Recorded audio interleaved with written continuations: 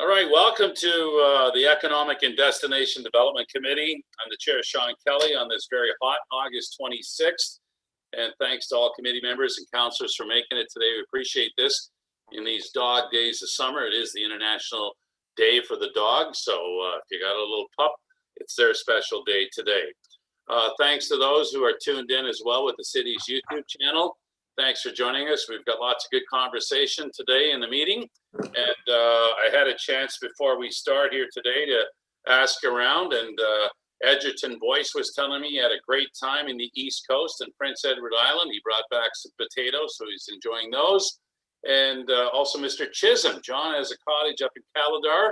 He's been spending some time there. So you look well rested, Mr. Chisholm, and Edgerton, you look rested as well. That's where you say, thanks, Chair, for noticing. All right, so let's call the meeting to order. Attendance, Karen, do we have an attendance update? We're going to welcome somebody shortly here as well. We do. We have definitely more than quorum today, so we're good to go. Good, and we'd like to welcome our new committee member, Jeremy Lorne from Loyalist College. Jeremy is the Senior Vice President of External Relations and Business Development. Welcome, Jeremy. Oh, here. Thank you, Doug. Tell me, you get 30 seconds to tell the committee and for those who are watching about yourself, because that's a big title. Okay, well, thank you. I'll do my best for 30 seconds. I'm new to the college in the last 15 months. To my colleagues on the panel, I joined in May of last year, right at the beginning of the pandemic, which was tons and tons of fun. My background is in innovation and entrepreneurship. So I was recruited to the college to help bring some of those concepts to both the internal college community, faculty and staff, and then also to see how the college can be of service to the community here in Belleville and Quinte region as we think more about innovation and entrepreneurship. So I've led accelerators. I've been a business entrepreneur myself in the tech space twice over, and I'm looking forward to bringing more of that to the conversation as I contribute to committees like this. And thank you for the time to just briefly introduce myself. All right, thank you, Jeremy. Welcome. Item number 3, disclosure of pecuniary interest and the general nature thereof. Anybody have anything to raise their hand to? Looks like we're all good. Probably best, Ruth, not to move your hair out of your face when I ask, does anybody have, because your arm went up, but you have nothing to claim, right? Okay, good. Minutes, you had a chance to look at those. Any concerns on last meeting's minutes from June 24th? Jill.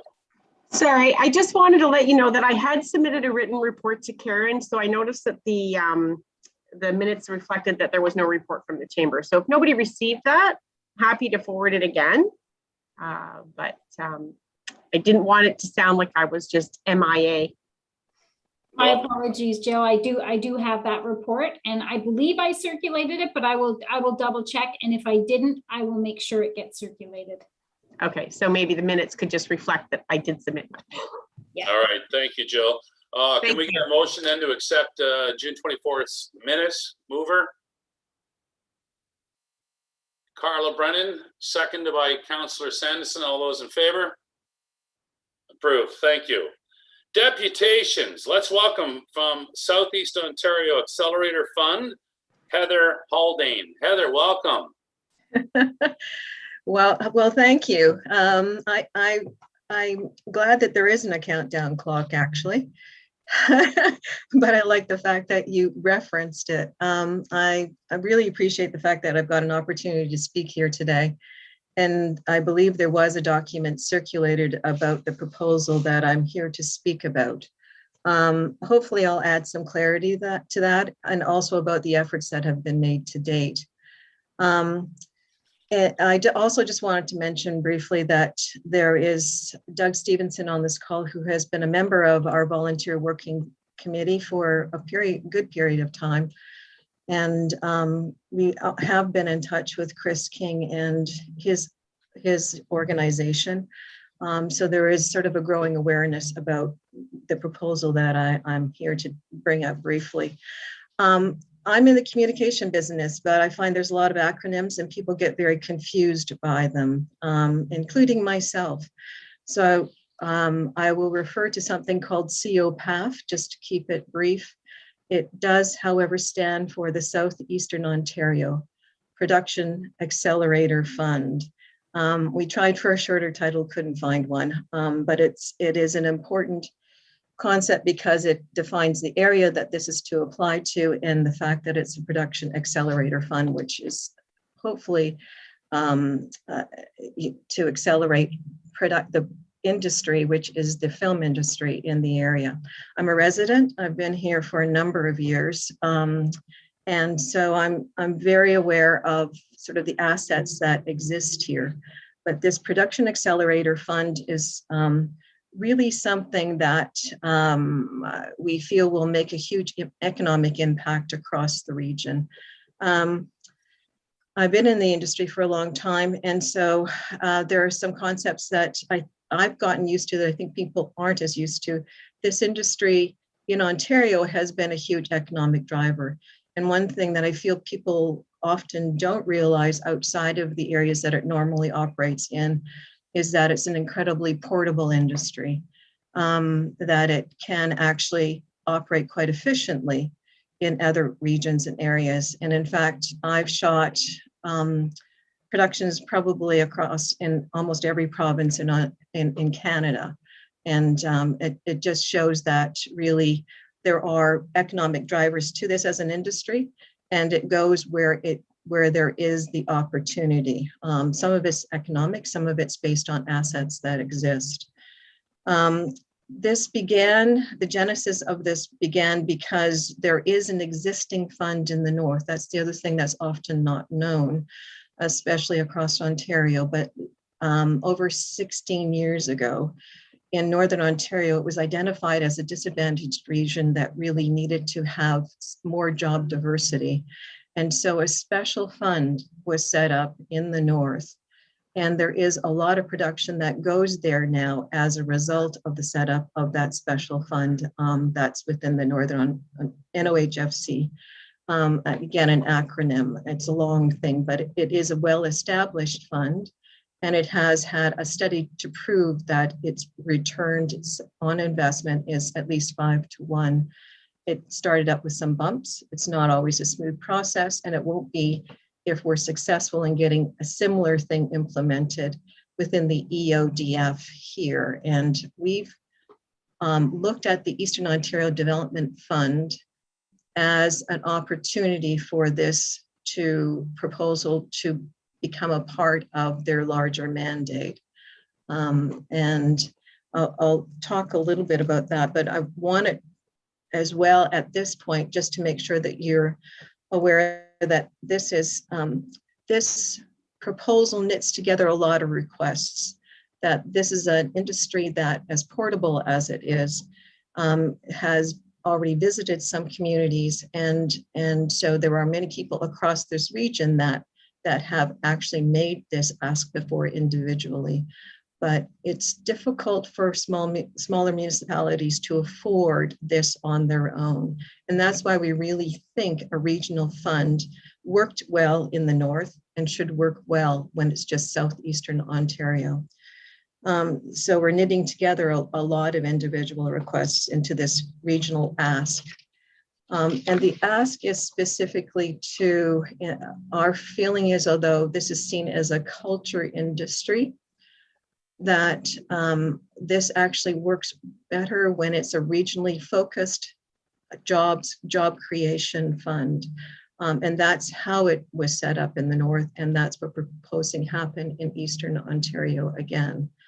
So it's an accelerator fund in that there will be within EODF a film stream that would need to be created that could operate with its own separate guidelines and its own review committee, but that would essentially have within EODF a very sort of specific mandate that it could report to, and that the benefits of having this across the region are really important. One thing though I did want to stress is that I've worked in a number of different communities, and sometimes people wonder, but why this region, why this community specifically? And I'd say that right now in the Greater Toronto Hamilton area, GTHA, there is a huge amount of production that is being pushed out into the regions because there is just not the manpower or the ability to meet that anymore. There is a huge demand for production, and so some of it is going north, and I think the opportunity is to make sure that some of that also comes east. And so, you know, we have approached this very much as an economic argument that the Eastern Ontario region has been identified in government studies as being behind in economic growth. I'm sure there are many people here that are aware of it and that work to change that. But this is an industry that's been successful, that brings revenue, and it brings revenue across sectors. Those sectors often being hospitality, support services like building supplies. It can train up. It has lots of entry-level jobs that can train up people. And it also, in the end, there are a lot of residents that are in this region that go to Toronto for work, that we hope actually in the end that this is built up to be a full-time sustainable industry in this area. We're not asking that there be studios built immediately. There are a lot of assets that exist in this community. We think we will attract some build and infrastructure that way further down the line. But when I first started looking at this proposal based on my knowledge of what exists in the industry and at this region, one of the first things that we did was to go across the region and look at what the assets were. In Belleville, for example, I was sent basically a real estate listing for the Nortel facility. And that's a huge complex that exists. And as far as I know, we're still struggling for some rental. It's an industry that has that existing space.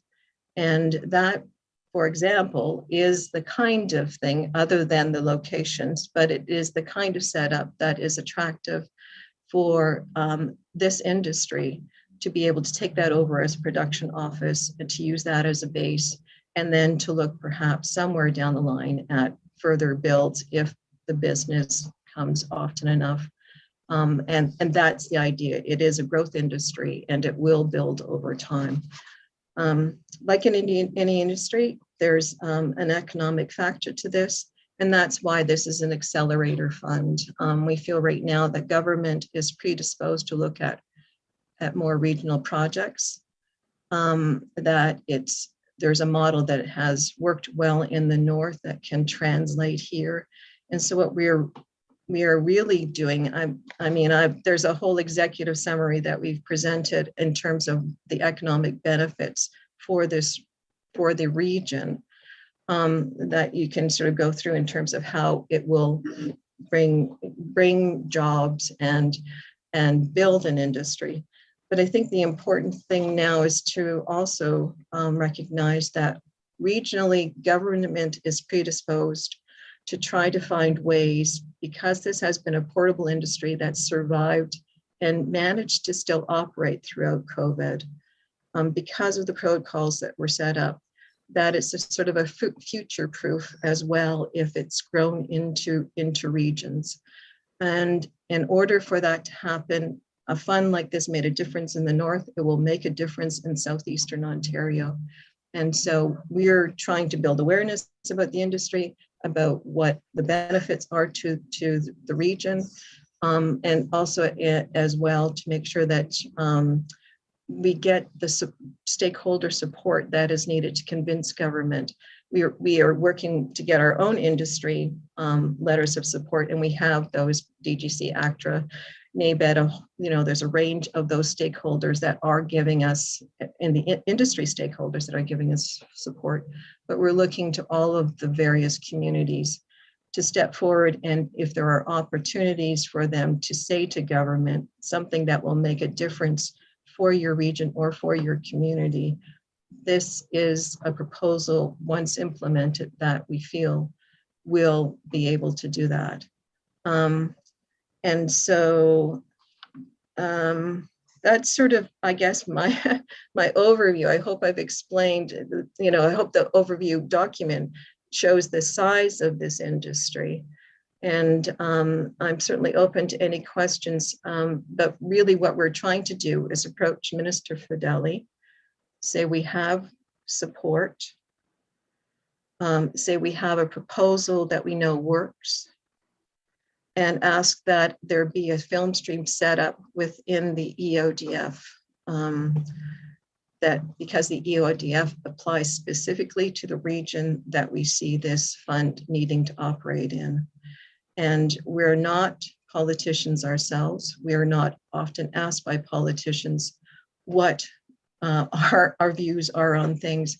And so we need anybody out there that has those reaches and that association to help bring this forward, to raise a voice and to show their support for something like this that could be of huge benefit, we believe. I'll say also that because we're a volunteer committee, we can't remain focused. We have businesses to run.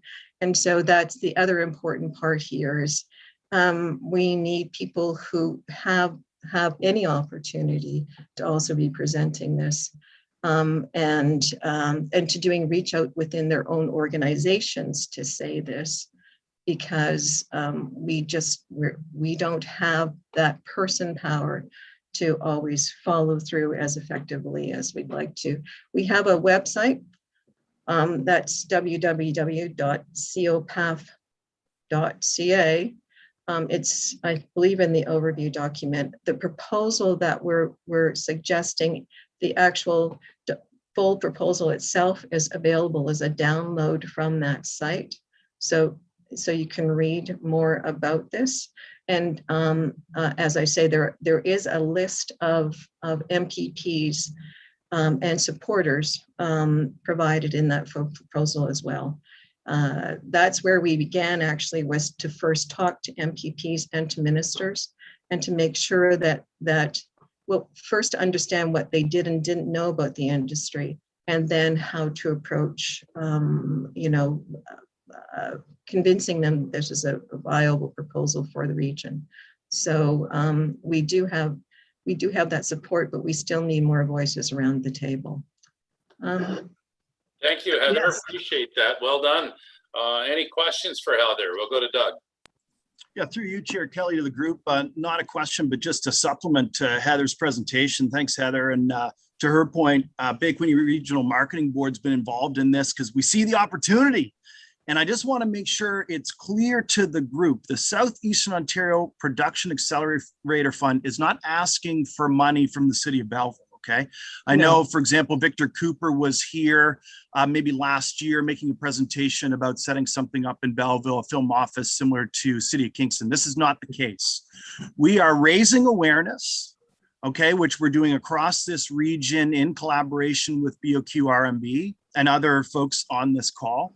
And we're looking for support. And we're actually working with Chris King through Ontario East and hoping to work with them to get a batch resolution that we would like to bring back to councils across Ontario East in order to get resolutions from municipalities to take to Minister Fedeli's office and say, look at all these municipalities who think this fund would be an excellent opportunity for economic activity and generating more dollars in this what's called an economically depressed region.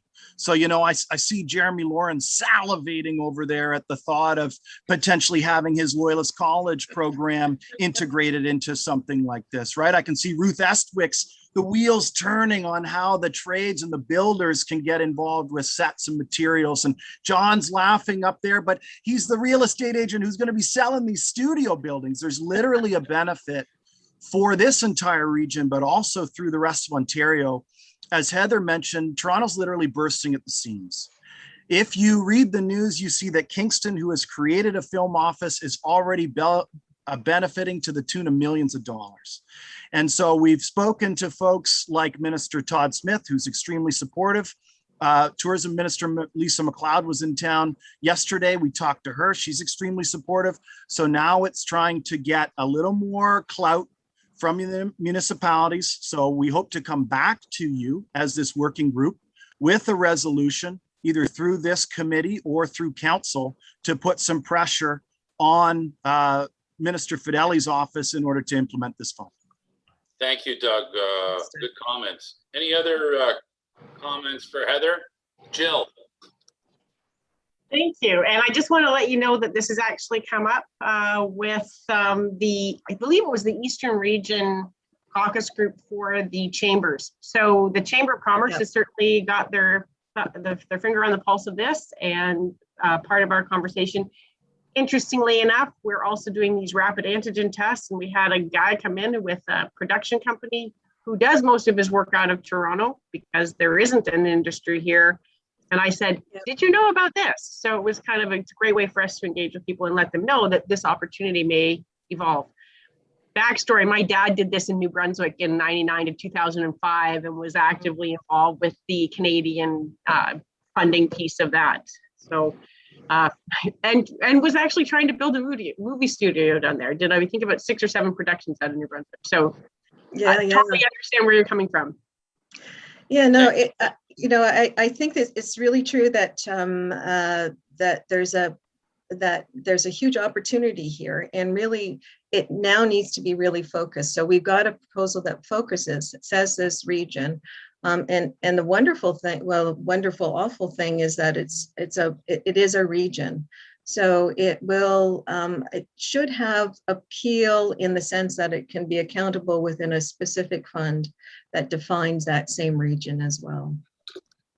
Thank so you, I think you'll see that come through the chambers as well, like our group. That would be great. And I honestly, I believe that really it's important that we have all of this happen as soon as possible. Our focus here is really to try to make sure that there is something in the budget announcements this fall that will make a huge difference. And we have spent over a year getting to this point. For some people, that's not very long in political time, but it is in our lives as volunteers. So we would really like to garner support and make sure that we've got a real specific read across the region that says, yes, this will make a difference. Yes, we support this, and yes, please let's have those conversations to make sure this happens. Thank you for that. Karen, you have a question. Thank you, Chair Kelly. I just wanted to make a comment actually around the fact that certainly film production has been on our radar screen for a very long time. We understand the benefits economically that it can bring to a community. Our challenge has always been having the manpower or the staff to really do this and do it properly. We know that there's all kinds of policies and procedures and approvals and things that communities have to have in place to make it a streamlined process for any production that wants to come into your community. And we've just never had the resources to do it. So to have this proposal for some funding and to be doing it regionally, as opposed to every individual community trying to muster the resources to do this on their own. This regional approach is I think actually what could make it happen in Eastern Ontario. So we're really happy to see it, because we've just always known that to do it on our own is just not feasible. So we're, from a staff perspective, this is welcome news. If I might just add something really briefly, I'm sure you have other topics, Councillor Kelly, but the good thing here is that there are several other towns, cities across this region that have seen film companies come more and more often to them. It has, in some ways, already begun that process of harmonizing the best practices about, how to set up permitting, what is needed to really support this industry. And Alex Jansen and the Kingston Film Office have been very active. Doug's mentioned that, but there has been a real effort to make sure that every municipality is able to look at those examples and work with what has, worked in those communities, and real effort now to harmonize it all the way across the region will be important to do. There is a support organization that we can see happening out of this that will also continue that work. And first, we need, though, to get this fund up and operating. And then we see a support organization that will help all of the individual municipalities continue that process. Thank you. Final thought, Karen? Just one last thing, just for the committee's information. So in cooperation with the Kingston Film Office, we did identify 5 locations in Belleville that met certain criteria for filming. So there are actually locations in Belleville that have been identified for filming, and they include Signal Brewing in Corbyville, the downtown Glenmore, Albert College, and Myers Pier. So those will be included in an inventory of sites for film companies to consider. So we've made some progress there, and hopefully more to come with some funding. Just briefly also mention the other thing that is unique in this region are the Air Force bases. They're very difficult to get into, and any reach outs, in Trenton, Belleville, that can be made to make that sort of access more possible is important to do. The other thing are hospitals and schools. So if there are empty hospitals or schools, film companies are often looking for those. And those are, again, those are not, the Air Forces are unique locations, but there are a number of assets that really the industry will be looking for that right now often sit empty and within various communities, which is why, we believe this will actually add value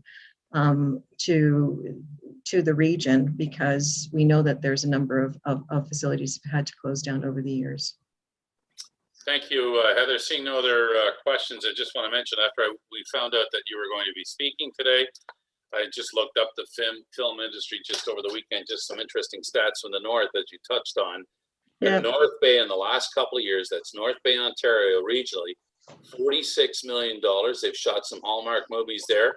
And I know last fall, Hallmark was in Pembroke, and they were there for a long time shooting a movie. And just think of the economic impact. So if North Bay and Pembroke can do it, I know we can do it as well. Yeah, and I will say the great thing about Belleville is you're right along the 401 corridor. That's also very important. It's a real traffic corridor between Toronto and Ottawa, and there's a huge opportunity. Thank you, Heather. Appreciate that. And hopefully we can make some things happen. All right. Thank you so much. As I say, sort of letters of support and active advocacy is really what we're asking for. Thanks so much. Thanks, Thank Heather. you. Appreciate that. Number 6 on today's agenda, Economic Development Activity Report. Karen Post. Thank you, Chair Kelly. So I won't go through everything on the report. You can see it's been a busy summer. We continue to advance a number of different projects. I do want to draw your attention to the local statistics on the last page of the report. I think if you take a look at those, you can see just some economic indicators that show that Belleville is doing exceptionally well. Lots of building, lots of real estate sales, lots of new residential units, and a gradually lowering EI rate, which is really what we want to see right now. Labor continues to be the biggest issue, bar none, for local business in every single solitary sector we have in the community. So I always find those stats are a really good sort of snapshot of what's going on in the community. All right, thank you. Any comments about that or questions for Karen regarding that report? Seeing none, we'll move to the holiday market update, Karen. Okay, so again, I won't go through the entire report, but you will see the committee had asked that staff take the holiday market recommendation forward to council, and that has not happened. So before going to council, we were working really hard to answer a lot of questions, put in place a lot of plans. And through that process, it became very clear that we were not going to be able to roll out that holiday market as easily and in the way that we had hoped that we could. We ran into some roadblocks and some barriers. And while we think we have found a way through those roadblocks and barriers, it has cost us so much time that we just won't be able to put on the quality and caliber of holiday market in 2021 that we would like. So it has not gone forward to council for that reason. We have worked really closely with the BIA on this project. We feel like it's super important this year, maybe more than ever, to do what we can to spur more traffic in and around retail areas of the city, and in particular the downtown. The fact that we won't be able to do a Christmas market this year, we are going to work with the lighting display committee and see if we can't put some attractions in the downtown with some of the funding we would have earmarked for the holiday market. That will hopefully generate some excitement, generate some traffic in the downtown, and really really add to that holiday feeling in Belleville, and do that in cooperation with the lighting committee. All right, thank you, Karen, for that. Any comments or questions for Karen on that report? Seeing none, thank you. And that's going to work out to be a nice partnership with the lighting committee and the downtown. So it's going to be an exciting festive season. We'll go to number 8. That's healthcare professionals recruitment report. Back to you, Karen.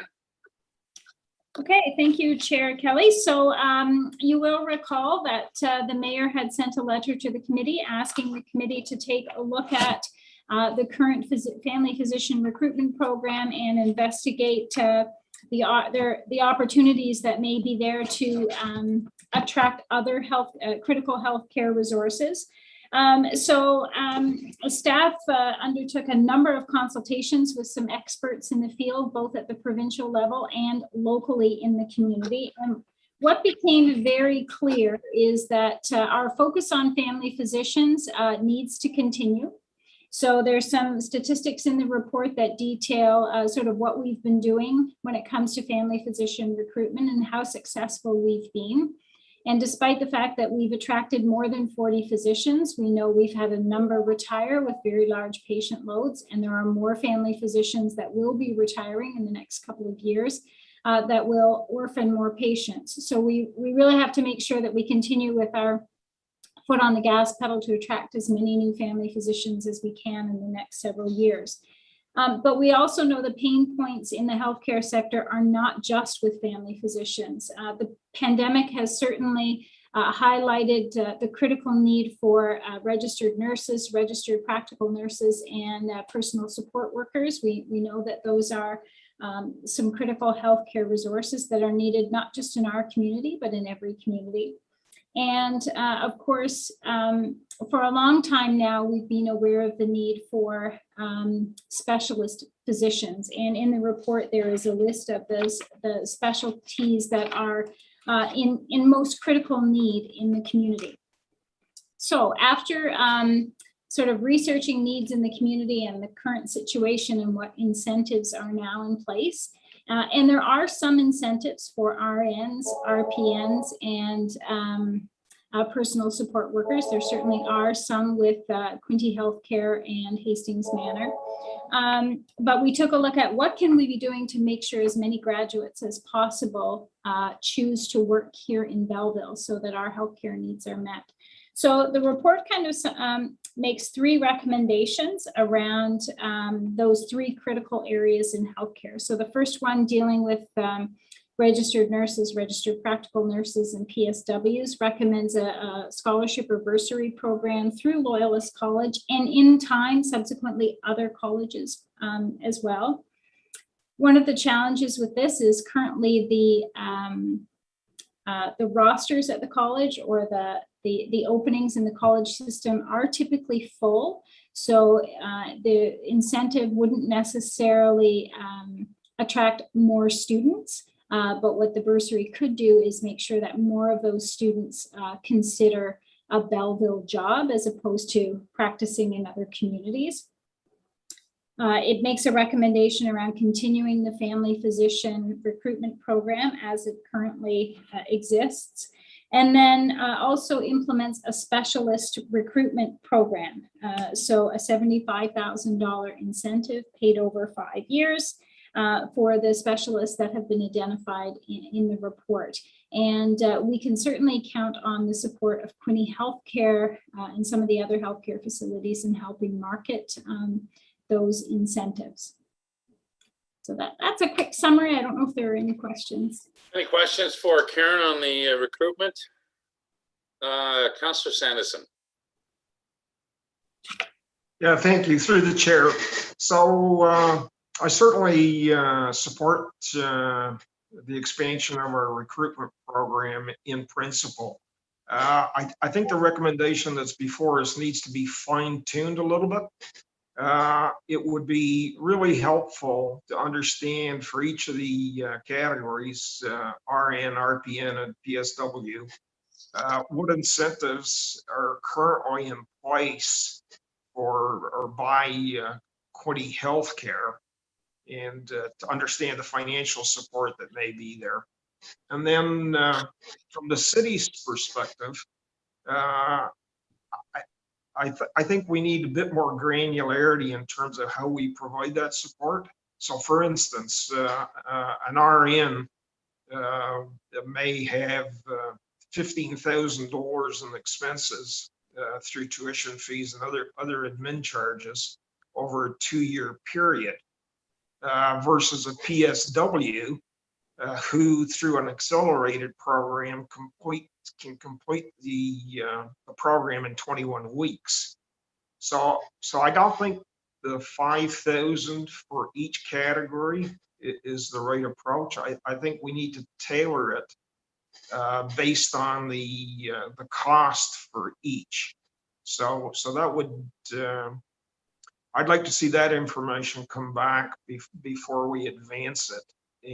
And also, as I mentioned, understanding what the financial support is from QHC, just to make sure that we develop a program that's fair and equitable and achieves the objectives that we're looking for. Thank you. Thank you, Councillor. Karen, you want to, any thoughts on what Councillor Sanderson said? Do you want to reply? Just those are great suggestions. We do have most of that information on file. So yes, we will absolutely add that to the report. All right, Brad, question? More a comment, Councillor Kelly, through you to the committee. Just, I'm glad to see the city taking this on. I'm glad to see PSW RNs, RPNs being addressed here. As a board, we've known the healthcare issue pre-pandemic, and pandemic just made it even worse. So we've been concentrating on developing videos to support attraction and retention, not only of youth and of people here within the community, but to bring people to this community. Last year, we did a PSW video, which the city would be welcome to utilize as part of any promotion they need. And it involved Hastings Manor and Cheshire Homes to showcase the 2 paths of PSW. We did an RMT in Belleville.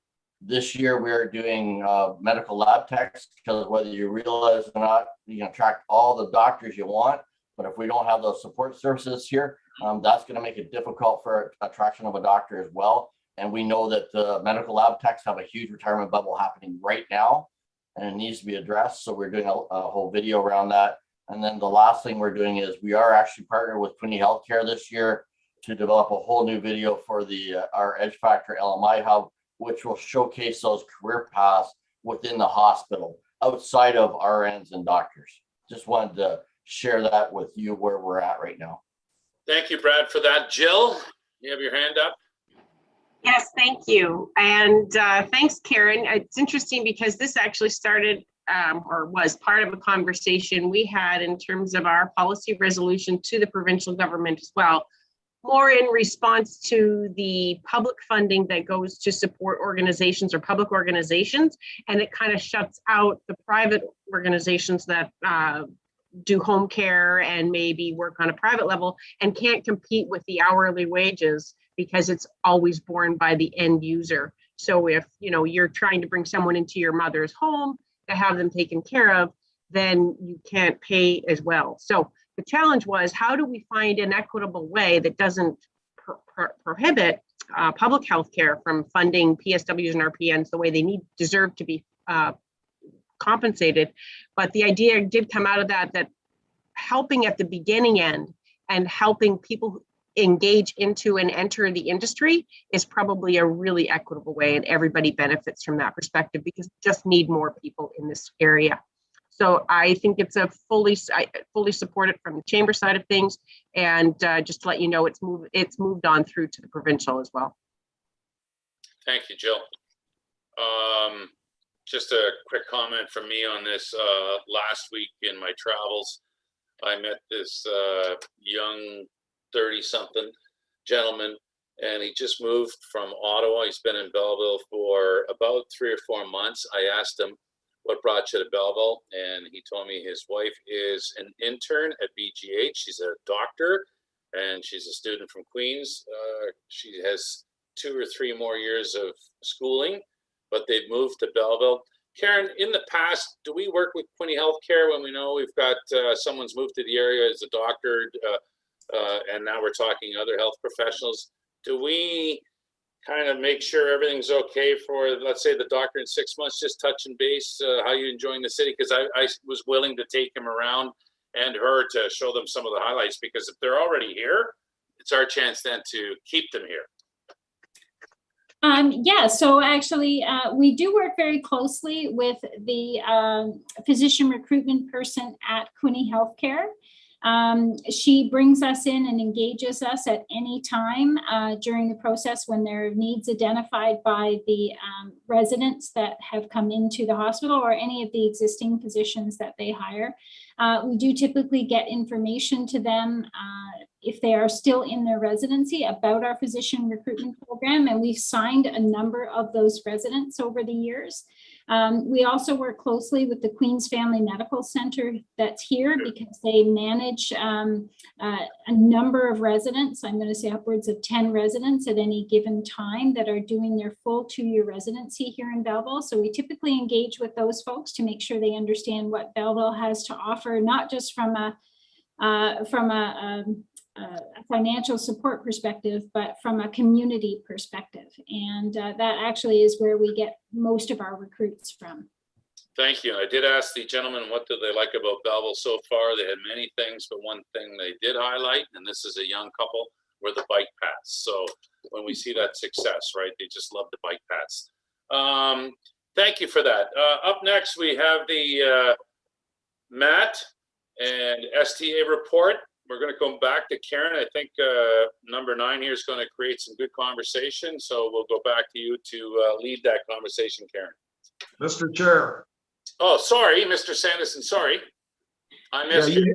You had your head down and I didn't want to interrupt you. I just wanted to share one other item relative to the healthcare practitioners. Sure. Myself, Mayor Painchuk, and Councillor Millette were part of a delegation that met with Health Minister Christine Elliott, and we advanced the proposal of a satellite nurse practitioner clinic, specifically in Ward 2. And it would provide a cluster of services. So there would be some RPNs in there, RNs, and others. And basically it was along the concept of a 3-year trial. And she was really excited and very supportive. And of course, we had our MP and our MPP there, Daryl and Todd, and they're supportive of it as well. So I just wanted to share that with the group. And her finishing comments were, bring her submit the application to her office, and that was done last week. Thank you. Thank you for that update. Good work. Appreciate that, Councillor Sanderson. Karen? I was just wondering if we could maybe get some formal direction from the committee on that healthcare practitioner report. I think what I heard was that we would revise that report to provide the information that Councillor Sanderson had mentioned, particularly around what incentives currently exist with other healthcare institutions and how we could tailor the incentive to match the requirements of the education or skills acquisition. And I guess I just was looking for some clarification. Would the committee like us to amend the report with that information and bring it back to the committee, or amend that report and take it forward to council? Councillor Sanderson. Yeah, I certainly, if the group supports it, I would be okay with, just refining or the proposal and taking it straight to council rather than, introduce another 1 month delay just because of our process. And I think it would be helpful if we did it in a table format, instead of the verbiage. I think it just crystallizes it, makes it clear for everybody what it is we're recommending. And I think around the table, based on the comments I heard earlier, there's certainly full support for what's in front of us, Karen, and it's a great report, and those would be my thoughts. I would concur as well. Anybody else on this? So we'll make the motion then to Councillor Sanderson's words, refine the proposal, table format as far as cost breakdown for the different positions in healthcare that we're hopefully going to recruit, and this will come to council. Is that fair for the motion, Karen? Do we have to make the motion on this? That would be great, and yes, a motion would be appreciated. All right. Councillor Sanderson, mover, seconder. Jill, all those in favor? Approved. Thank you. Good points there, Councillor Sanderson. Good work. Let's go back to the MAT and short-term accommodation report. Expect some conversation on this, Karen. We'll let you start it. That's great. Thank you, Chair Kelly. So again, in keeping with the request from Mayor Panchuk around taking a close look at regulating and possibly licensing short-term accommodations, there are two issues brought forward in this report. One is the licensing and regulation. The second issue is the collection of the municipal accommodation tax, that 4% tax applied to all stays. Staff took a lot of time to talk with communities in the region and outside of the region that are dealing with the regulation and licensing of short-term accommodations. What became really clear after these consultations is that Belleville does have certainly 100 to 150 of these short-term accommodations. They are operating for the most part under the radar, and in some ways that's a good thing because we're not seeing a lot of noise or parking or property standards complaints or issues. To compare the impact it has on Belleville with the impact on another community, for example, Prince Edward County, our impacts can be considered minimal. From a complaint perspective, we typically have about 2 complaints a year about a short-term accommodation, where Prince Edward County cited an example where they had 200 complaints in one weekend. 20% of their housing stock has been taken over by short-term accommodations, and that's had a significant impact on their supply of available housing for residents. So they have some impacts there at a scale that is extreme. We don't anticipate in the short term having those significant kind of impacts. So when we took a look at the resources that were needed, the impact and effect of a licensing and regulation program for short-term accommodations in Belleville, we really felt that there just wasn't the need. We did talk with other staff in our finance department, in our bylaw enforcement department, in our planning department. We do have some regulations in place through planning. And although there is the odd complaint, to put in place a significant infrastructure to manage those short-term accommodations seemed a bit of overkill given the issues that have to date been coming forward to staff for resolution. So the recommendation is simply that staff are not recommending that we license and regulate short-term accommodations in the short term. And what we didn't make abundantly clear in the report, and I apologize for that, is that we still do want to make sure we are collecting the municipal accommodation tax from those short-term accommodators. So I do apologize that that didn't come out clear in the report. We talk a lot about lobbying the provincial government to require all short-term accommodation platforms like Airbnb and Booking.com and so on. We really want and hope that the province in time will require those booking platforms to collect that 4% and remit it to the municipalities that have a MAT tax in place. That is the ideal scenario for us. But we're realistic in knowing that that's not going to happen anytime soon. We did talk with MPP Todd Smith.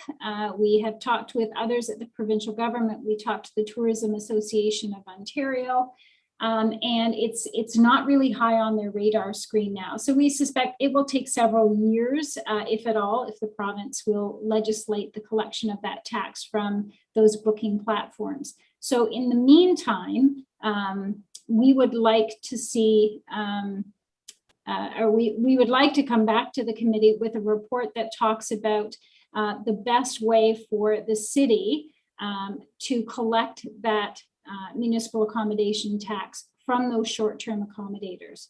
There are a number of options out there, including doing it in-house, partnering with Bay of Quinte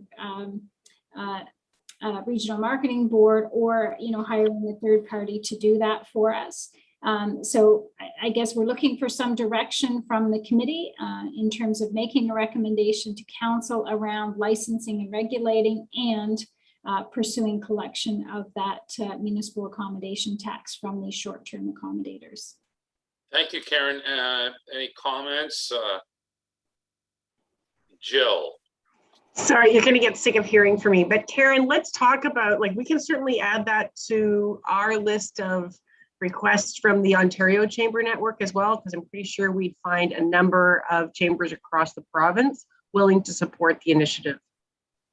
That would be great. Thanks, Jill. Thanks, Karen. Let's hear. I'd like to hear from Doug. You do have your hand up. Just your take on this in the Bay of Quinte Regional Marketing Board. Thanks. Through you, Chair Kelly, to the group. Karen brings up a good point about lobbying the government. I've read recently that California, we all know they're typically a leader in implementing change and regulation and policy in North America, are only now implementing a statewide policy as it relates to short-term accommodation. So Karen and I have actually spoken offline about some solutions. I'm putting it out there, and we'll be speaking about it at our Bay of Quinte board meeting next month. The idea of perhaps Bay of Quinte Regional Marketing Board taking the lead on this, because we have a lot at stake here when it comes to short-term accommodation, municipal accommodation tax. Because don't forget, we're also working with City of Quinte West, who has implemented a MAT. Brighton and Napanee are also our partners. They've not implemented a MAT, but we've expressed to their councils we'd like to work with them to do that. So there's a lot of money out there. And let me tell you, the MAT has been a game changer for us to be competitive in Southeastern Ontario. You may have seen in my report for Bay of Quinte Regional Marketing Board, the June CBRE national hotel data shows us 16 points ahead of Kingston, 15 points ahead of the average of Ontario. We cannot do that without spending money, and we can't derive the money possible to compete with Kingston, who has a $3 to $4 million budget, let alone Toronto, who, by the way, their MAT budget in 2018 was $38 million. We cannot compete without this. So if I just do some quick calculations on Karen's point that maybe there are 100 short-term accommodation properties in City of Belleville, using AirDNA, which, by the way, is a resource anyone can access right now to have a look.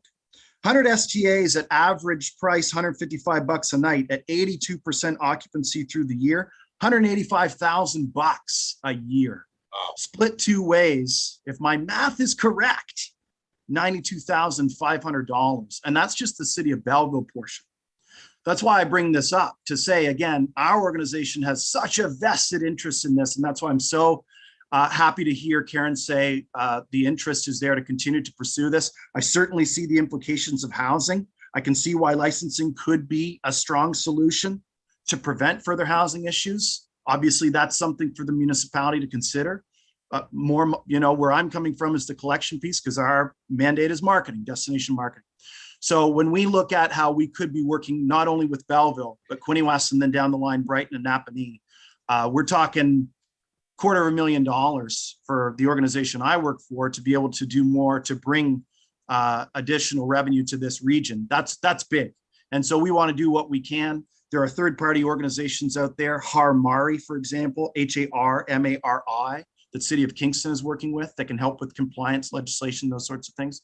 That's something we could investigate. But I just wanted to make sure to communicate the potential here. Wow. And, sure, maybe it doesn't happen in a year, but what if it happens in 5 years? And 5 years down the road from now, we're bringing in $250,000. And I think what could be helpful, and maybe even a way to get some of these short-term accommodations more in line. What if we set a date? What if the city sets a date? December 1st, we're going to be collecting this 4% on short-term accommodations. We could collect it from you monthly, or we could hit you in 3 years from now and take 3 years of 4%, and it's going to really hurt you. So I think there are a lot of ways we could do it, and our organization's here to help. Thank you, Doug. Blair, I saw you with your hand up. Comments? Yeah, thank you, Chair, and thank you, Doug, for the clarification, and Manager Post, thank you for that report. I think it paints a pretty clear picture about where we are with STAs, and we are not the county, so we may not have to go the licensing route, and that seems to make good sense. I want to bring it back to the collection angle, which I think seems to be pretty common around the table. Wondering, looking at the revenue that Mr. Stevenson mentions, wondering what kind of city resources we have that can collect this mandatory tax. I mean, we've got a group of businesses that have had, a pass for a couple of years. And I'm wondering, just as a ratepayer, I like the idea Doug presents of, okay, December 1st or September 1st, we're serious about collecting this lost revenue. But, as a ratepayer, I might even be looking at arrears. This is a big deal, and I'd love to hear some ideas from around the table. Thanks, Blair. Anybody want to follow up with what Blair has brought up?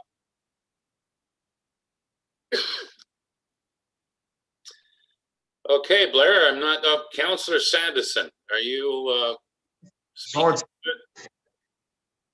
Thank you, Chair. So no, I wasn't going to address specifically the comments from Blair, but just share my own thoughts. Much like Doug, I looked at the economic impact in terms of lost opportunity here. And so I used the 150 STAs that was in the report. And so I equated that to, that's basically the equivalent of 2 country inn and suite hotels in town. That's what that amounts to, because I think there's 70 rooms in that facility. So I did a rough cut, and I came up with $250,000, which would be $125,000 to the city. However, and so I think it's a little unfair to compare us to the county, because the county and ourselves, they don't have the hotel infrastructure that we do. And so they're much more likely to have a significant higher number of STAs. But I think licensing is important. And for me, it's a bit like you can't be half pregnant. We're either in the business of regulating our accommodation or we're not, and we're in, and we're collecting the MAT tax currently, or with the help with our partners. And so to me, regulation implies that, that you've got safety protocols, and we're preventing ourselves from possible exposure to liability. I'm concerned that we've got these facilities operating, and if I can use the word uncontrolled, in an uncontrolled manner, and that concerns me as a member of council, that the city may have some exposure there. So I'd like us to come up with, and certainly I agree with lobbying the provincial government. I think we should do that anyway. But I think we really need to come up with a procedure that will allow us to effectively implement regulatory procedures and processes to manage STAs. So I don't endorse the recommendation fully in the report. Certainly the lobbying the government for sure, but I really think we need to reassess our position on how we as a city manage SDAs. Thank you, Chair. Thank you, Councillor. Anybody else have any comments on this? Councillor Alsop. Thank you, Chair. Yeah, just based on some of the comments I'm hearing and the size of the potential purse that's out there in terms of collecting MAT taxes from STAs, I'm wondering if there's a way that we could work with a local technology company to create an app that scans all of these services. And then, from the services, you can see what dates are booked out, what dates aren't booked out, create a profile for some of these STAs and then just issue them a bill, based on what we're seeing.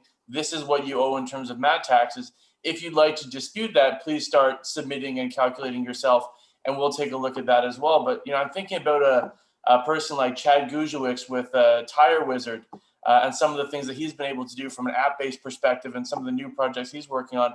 I wonder if we could find a technology partner. Maybe, we'd have to put it out for tender and see what comes back. But the creation of an app that would do a lot of that for us, and then we would be able to just send out bills based on the information we're gaining.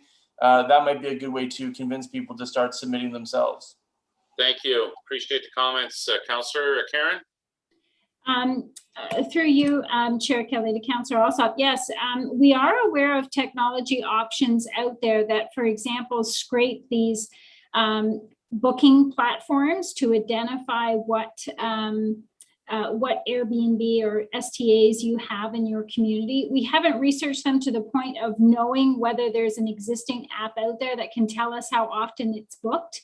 But that is a great idea, and we'll investigate if there is something existing, and if there isn't, we'll see what we could work with maybe some of our local partners to develop. Thank you. I will just say that I would think that you would want your city to have a level playing field for everyone that's in the accommodation business. And how we get there is, I think, maybe the challenge. Are we asking now, Karen, for a motion to move in the direction?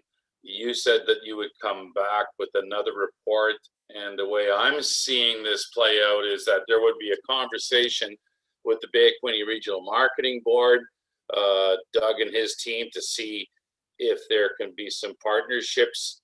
I'm just putting this out there. Is that how the others felt about this, with a report to come possibly at the next meeting? Is that how everyone is seeing this today? Blair? Yeah, thank you, Chair. Yeah, that's how I'm reading it. And I'm not sure procedurally, you'll know better than I if that's what we need, if I need to make a motion or we need to draft something up so that Manager Post has some direction. But I would love to see maybe city staff come up with a report on how we can collect, whether it's through technology services or scraping or city bylaw enforcement, but perhaps their thoughts on best way to collect this lost revenue. Thank you, Blair. Doug, I'm not suggesting that your team doesn't have enough work, but you were quite enthusiastic 10 minutes ago that you'd be willing to partner with the city on this. How do you Enthusiasm stands. Okay, good. Any other comments on this? So Councillor Alsop's going to make the motion that Bay of Quinte Regional Marketing Board and the city, Karen's department, will look at some new strategies for the MAT and STA funds. Does that work for the motion, Karen?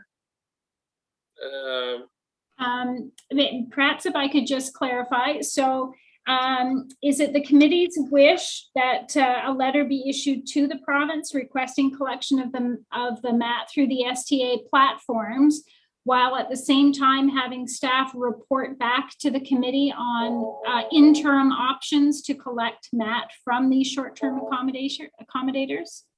Yes, does that work for everybody here on the team? All right, I'm seeing some nods and thumbs up. So yes, that works. So we'll make the motion. When we get a mover. Councillor Alsop, seconded by Blair. All those in favor? Approved. Thank you. Thank you, Karen. Thank you, Doug. Good luck, and Karen will be in touch when she's got free time. Pop-ups on the bay. We're going to get an update from, Alicia's not here, but Karen, you're doing it, right? That's correct. So we've had a tremendous pop-up year. It's been certainly a roller coaster, no pun intended, with what's down there right now, but it's been a roller coaster of a summer with our pop-up vendors.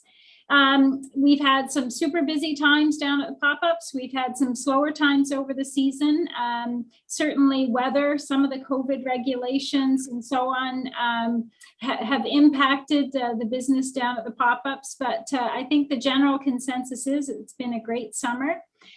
We did lose 2 of the pop-ups there a few weeks ago. So Menchie's and Benji's Cafe closed their pop-up. The reasons for that were certainly out of our control. We were very sad to see them go.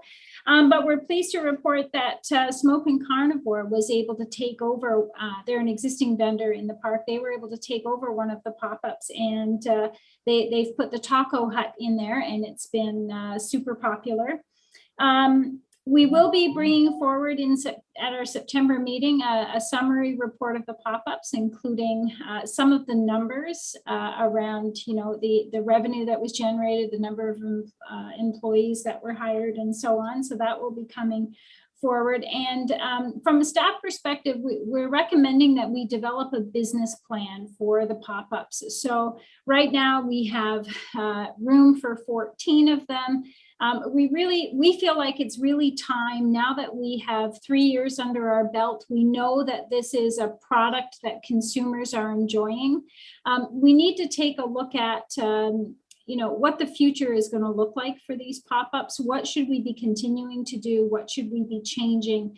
How are we going to maximize the benefit the community derives from these pop-ups? So we'd like to come back to the committee with the business plan for the 2022 season and beyond, just to make sure that we're spending money in the best way possible and committing resources in the best way possible to ensure they continue to be helpful.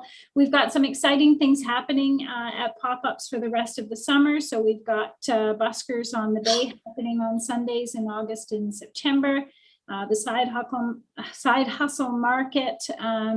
We've got the Midway down there, of course, right now. This weekend, Little Ray's Pets will be down there. So we're doing everything we can, putting a lot of resources into marketing those pop-ups to drive as much traffic to Westwick's Park as possible. We are encouraging the vendors down there to really market themselves as much as they possibly can. Some are doing a great job. Some aren't really doing as much promotion as we would like. So we're working with them to sort of bolster what they're doing. But anyway, it's going well for this year. We're happy with what's happening down there. And yeah, that's the update. Thank you. Any comments on the pop-ups? We'll go to Councillor Alsop. Thank you, Chair. Just a quick one. I know that a lot of the pop-ups have been very successful this year, and as we look forward to planning for next season and future seasons, one of the things that came up at our Belleville Youth Advisory Committee was the potential of maybe having a sponsored pop-up that we could, cycle in different youth businesses. Maybe either one business or rotate through a number of businesses through the summer to get some young people involved in business for the first time in a relatively low-risk way. And also it might be something that draws people down on multiple occasions. They hear that there's a new youth vendor. They want to go down, check that out. And while they're there, they end up buying something else. So I'd love to connect with you afterwards and maybe have a look at something we could do in that regard. Thank you, Councillor. Any other comments? Councillor Sanderson. Thank you, Chair. Just picking up on Councillor Alsop's point of including other venues, if you will. So one of the comments that I've heard from a number of people actually is whether we could incorporate, working with perhaps Quinte Art Council, incorporate some arts and craft activities or vendors of arts and crafts. So just a suggestion. Thank you. Thank you. That's a good suggestion. That could be something that could be, added on the weekends or whatever. And still, to speak to the pop-ups, I think the city's done a nice job with that. The weather, I'm down there quite a bit, and if we were in a different climate right now, different atmosphere, we could have music down there. Use that band shell, the Lions Pavilion there.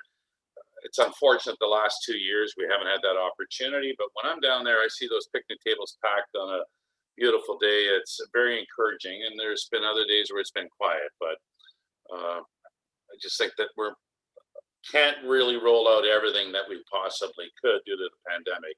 Janet. Go ahead, Janet. Just took me a minute to unmute myself. Thanks. And thanks, Bill Sanderson. I have to say that the pop-ups look beautiful this year. I've loved going down there. The local artists really, the idea of a container port is a great pop-up idea, but to add local art to the sides really made it beautiful this year. And I definitely think there's an interest with the local arts community to have some, even if it's a rotating basis, having a pop-up for the local artists. So I'd like to be in on that conversation with you, Karen, about that. Thank you, Thanks. Janet. Catherine? Thank you, Councillor Kelly. A question for Manager Post.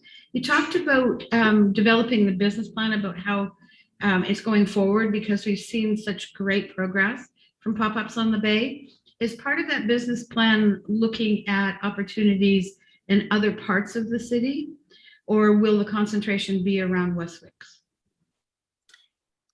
We really haven't put any parameters around sort of what that business plan will look at. So we can absolutely include that as something that's addressed in the business plan. Perfect. Thank you. Thank you, Catherine. Let's go to Doug. For you, Chair Kelly, just quickly before we wrap this conversation up, I just really want to commend the city on this. This is like one of the first real product development opportunities created by the city. And it's really a field of dreams scenario, right? It's been built and they're coming. And this thing is just taking off.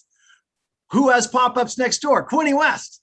Do you know we were on a meeting who was talking about pop-ups next summer? Brighton.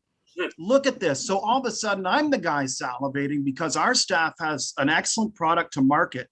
We're hearing a lot of anecdotal information about Prince Edward Countyers coming up here to go to these pop-ups across the bridge. But maybe more importantly, product development begets more product development.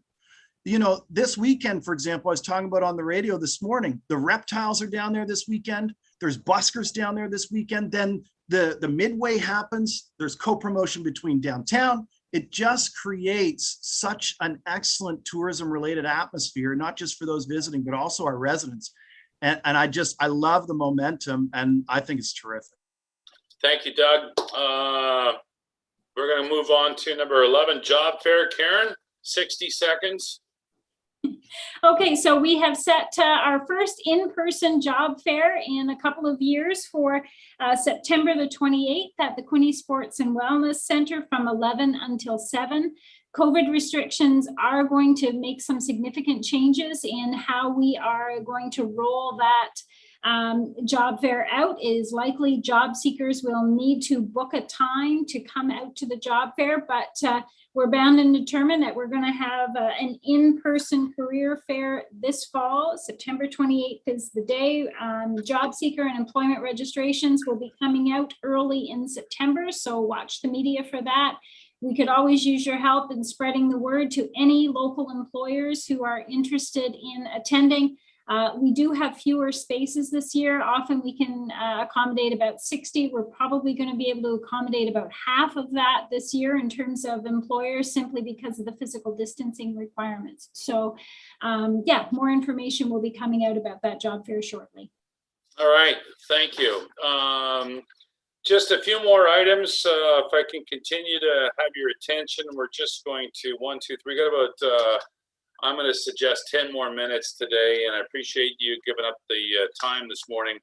The former chair of this was Councillor Ryan Williams, and Ryan is left City Council. He's now in the federal election.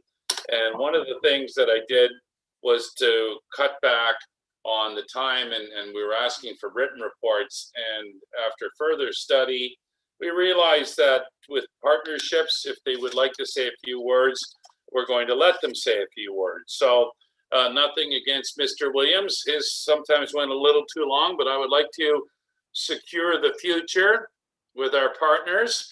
And we're going to start right now. They got about 90 seconds to 2 minutes. Chris King, you're up. Mr. King, what's happening in your world? Well, thanks, Councillor Kelly.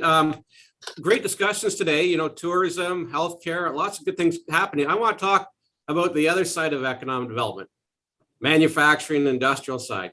This region, half our economic output is from the manufacturing sector. So I don't want that to be lost with this group about, you know, some of the wealth creating activities happening with that sector. It's so important. That's really passionate for me. It's all part of the overall economy. All parts are great, but the manufacturing sector is one that continues to grow and expand. We've been doing direct outreach to our manufacturers with a series of interviews with a new survey tool we developed to really understand where are they now, where they're trying to get to. And some of the key items we're finding is almost all of them have growth plans. They're trying to grow. They're talking about new expansions, new equipment, building expansions.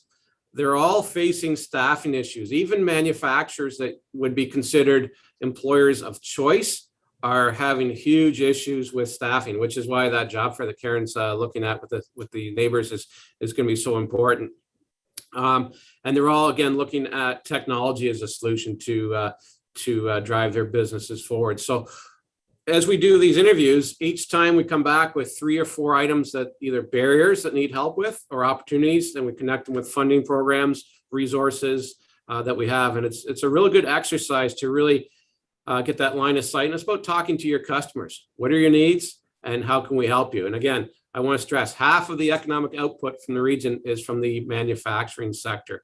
It's only about 15% of the jobs, 20% of the wages, because they pay better than average than other private sectors on average, but half the output. So good news is in that sector, yeah, there's challenges, but there's lots of great opportunities, and a lot of them are trying to grow. They're trying to expand. They're trying to hire people. So good news overall. We have a new technology adoption program for small companies to help them purchase equipment, and a lot of them are taking advantage of that and expressing interest in it. And on September 23rd, we're working with Public Works Government Services Canada on an innovation forum, and there's going to be speakers on the National Research Council and R&D tax credits and FedDev and intellectual property and a lot of other topics. And yeah, I'll leave it at that, Councillor Kelly and the group. Just to remind you, hey, there's lots going on in that sector. And if you haven't been through the industrial park in Belleville in a while, drive through, look at those help wanted signs. It's pretty amazing. Lots of cool things happening there. Thank you. Great comments. Appreciate that, Chris. Jill Raycroft, you should have been first, but we missed you. And I know you have some words and your clock is ticking. I thought maybe you felt that I'd already said enough, or you were saving the best for last. Either way, thank you very much, Chair. So really quickly, just to reiterate some of the things that Karen had mentioned regarding the events going on down at Westwicks that we hope have supported through the city contract for special events with regard to the Midway, the Buskers on the Bay, a variety of things. So please do spend some time down there this weekend, Saturday and Sunday. And every Sunday we have them. We have international talent performing at the park from 12 to 4, 12 to 5. We are also looking forward to a full-on event on the health unit. It's a full-on event market in the park on September 12th. And then we have been doing the virtual concerts for the Lions Club all through the summer. They started mid-July, and they are going to be live on September 19th. We're also looking at expanding that event a little bit too. So more to come on that. On the chamber side of things, just wanted to mention that we have been working with a number of businesses to distribute rapid antigen tests. This is a program through the Ontario Chamber Network and the provincial government that all of those rapid antigen tests that were sitting in storage are now being distributed across the province chambers. We have about 30 businesses. We've had 5 in the last few days that have also signed on. This is an opportunity for, in addition to all the other screening, to do RA tests on site with employees. Usually the program runs every couple of days. Members are expected to do this a couple of times a week. So it's an added program. We also have applied for some funding for a Shop Local campaign. This has also been through the Ontario Chamber. And through partnership with Bay County Marketing Board downtown and the city of Belleville, we looked a lot at kind of their reach with the campaigns that they've been doing around tourism and accommodation. And this is going to be an opportunity for us to promote a business directory that will allow businesses to actually self-identify and be included in something. We'll ramp that up and create a bit of a mapping feature, much like you'll see at bayofquinte.ca/explore, but the sectors will all be based on local services that don't necessarily fit under the tourism umbrella. And that's the one thing the Chamber's never really been able to connect with in terms of promotion of local business. So this will be how we promote our Shop Local campaign. And then we'll feature some local businesses that, again, kind of get left out of the love when we're always focused on tourism production. Not that we don't love that too, but it'll be great to be able to feature some salons and some spas and even some of the professional organizations and highlight the sectors that are here in our community. Also, of course, we have a federal election coming up, and as usual, the Chamber is participating. We've actually partnered with our three riding chambers, so Quinte West and Prince Edward County. We will be out of Belleville featuring a virtual debate of sorts. We've changed the format a little bit this year just because we don't want things to get cut off with timing and internet delay. And then there will be a live event in Prince Edward County, and then the Quinte West Chamber will be submitting some questions. So anyway, that's how we're working on the advocacy front. Thank you very much. Thank you, Jill from the Chamber. Next, we're going to get an update on the real estate market. Mr. Chisholm is joining us from Calidar from the Cottage. Jill used up 90 seconds of your time, so you got 30 to go, sir. Thank you, Councillor Kelly. Just to give you an idea, in Belleville, we've had 67 sales in July compared to 139 sales in July of last year. So that's actually, our sales are down 51.8% from last year. Last year in July, the average price was $402,000. The average price this year in July is $552,000. Now that basically consists of Belleville at $515,000 and Thurlow at $630,000. So the average time on the market is about 14 to 15 days. So the average price is up actually 37.3% compared to last year. So where are we going? Things have stabilized a little bit. If you look at the curve, we've actually started to level off. We're not getting the multiple offers sometimes as we did in the past. Everything is, I think, is going to start to fix itself. So I think we've actually are leveling off. How's that for my time? No, that's perfect. You didn't have to rush, but you got anything else you want to add? No? I think overall is that I have to be careful with the averages. Sometimes people say, oh, the average price has gone up. The averages, it's like saying Thurlow and Belleville, those averages, but they average out to be 552,000. So it's very important people know that you have to be careful with the averages to say that our prices have gone up. And so my house has gone up this much. That doesn't correlate specifically. Thank you, Mr. Chisholm. Appreciate that. Ruth from the Quinte Home Builders. Thank you. Thank you. And through you, Chair, just wanted to highlight quickly 3 things. We've got lots of things going on at the QHBA. Most importantly, our new economic impact fact sheets are out and show some pretty amazing numbers locally, with over 6,000 jobs, $4 million in wages, and almost $7 million in investment in the Quinte region. Makes us a pretty significant economic impact locally. Also, last week, Minister Todd Smith announced that QHBA would be receiving $171.5 thousand in funding for our one-stop shop trades website that we've been talking about with this committee for quite some time. And we're very excited to get that started. We've been working behind the scenes. It's well underway and expected to launch January of 2022. So lots of work ahead of us.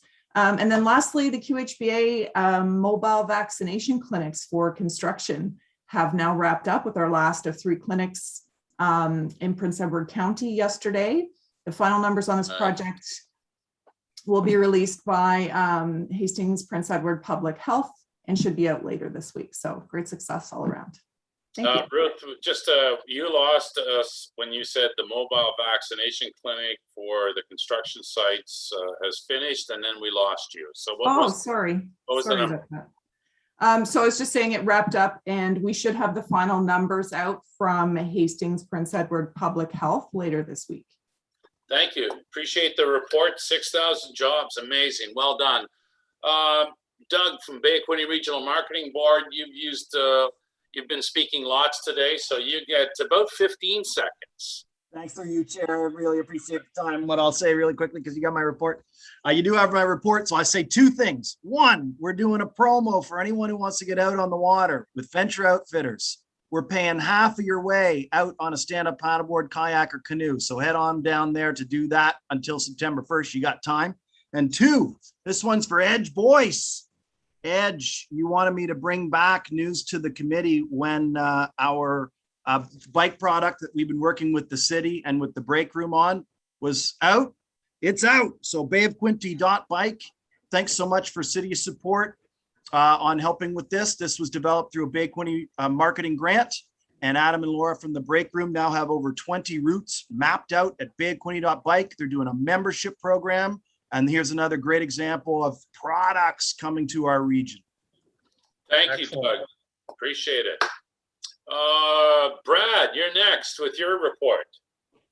Thank you, Councillor Kelly, and through you to the rest of the committee. I'll be very brief. Karen did share out a couple of things, and the most important thing on that is the LMI Help Desk, or the Labor Market Information Help Desk. We now have an LMI analyst in place for at least the next 2 years.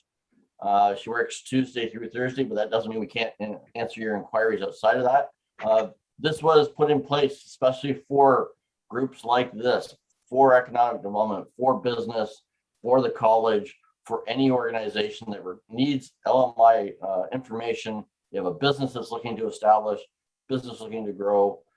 That's what we're here for. And our response time on most inquiries is now 4 hours.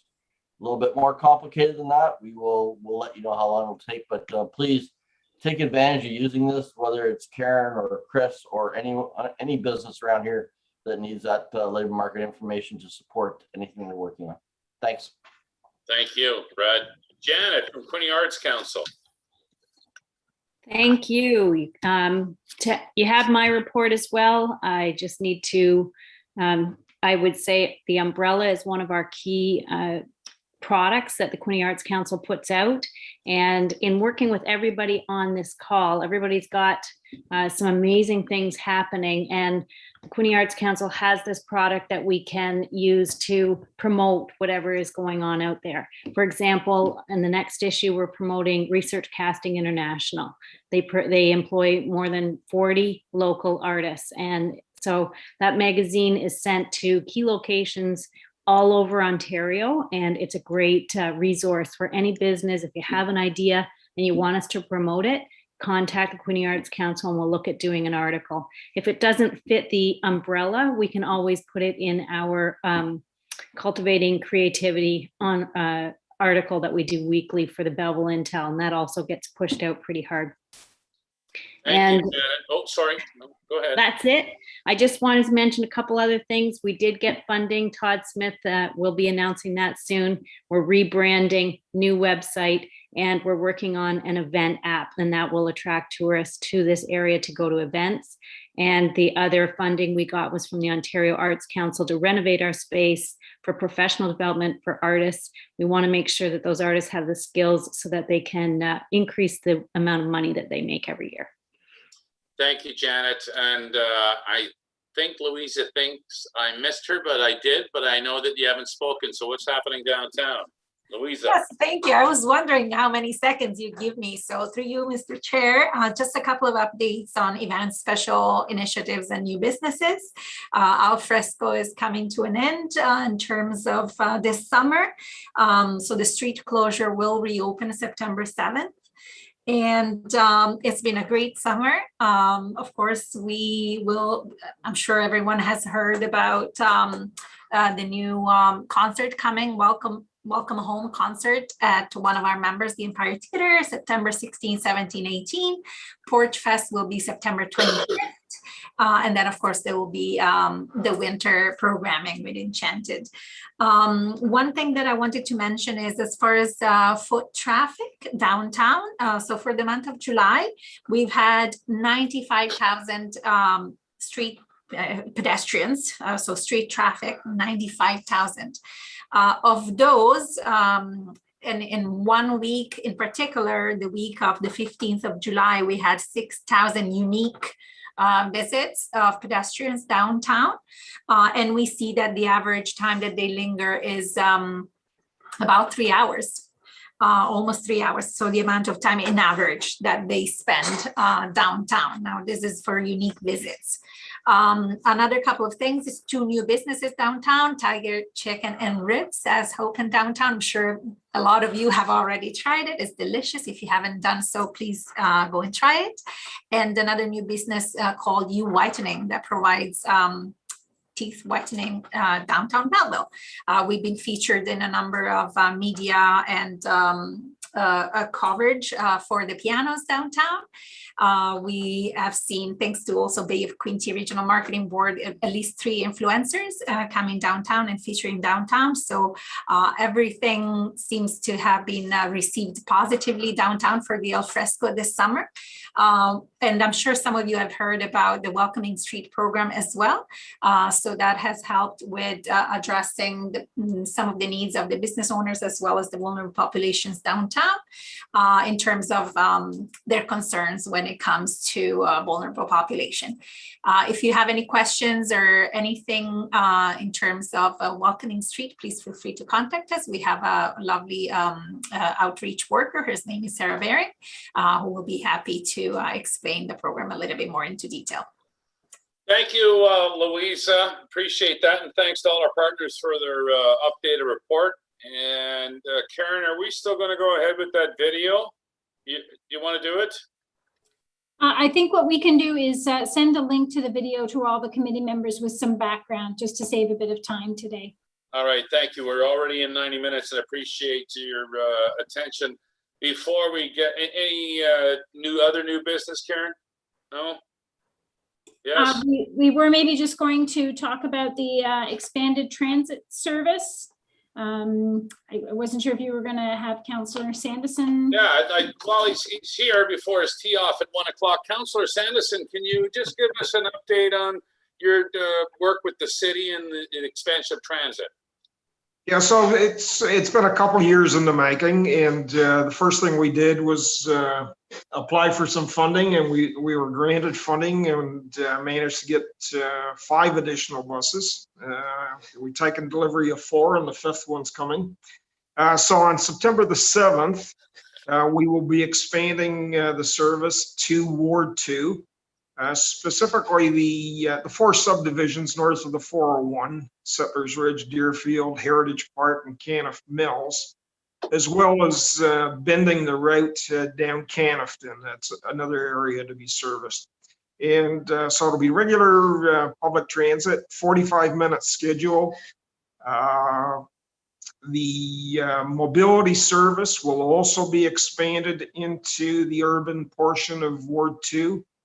Currently, that service had only been provided in Ward 1, and we're all pretty excited about it. I want to just give a tip of the hat to fellow councillors, Millette and Carr, who also sit on that committee, and we've been looking forward to this day for quite some time. Thank you. Well done. Thank you, Councillor Sanderson, for that update. Before we wrap up our meetings, and Jeremy, I believe this is your first meeting, right? We have Karen gives us a feel-good story. It's kind of a history lesson of the city, about a business, and that's our last thing on the agenda before we adjourn. Karen, what's your feel-good story? Well, this is a throwback to, I'm going to say almost 20 years ago. So the committee knows that we've been longtime members of the Quinte Economic Development Commission. And many years ago, we used to go to trade shows all over the place. And one of our favorite trade shows to go to was the Packaging Association trade show.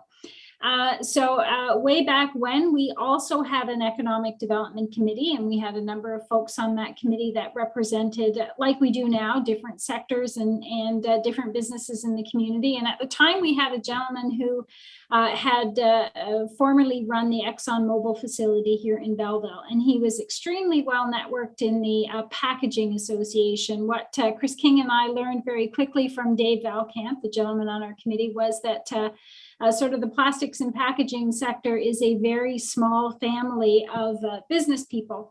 So we had the opportunity to attend the PACX show. We had an opportunity in a building here in Belleville that had formerly been occupied by ZCL Fiberglass. And because of the connections that this committee member, Dave Valcamp, had, we were introduced to a company called Sigma Stretch Film, or Sigma Plastics. And as a result of that connection and the available building and some really hard work on the part of Chris and myself, we were able to attract Sigma Stretch Film here to Belleville. They've been here a long time. They have paid millions in taxes and payroll. They continue to be exceptional corporate citizens.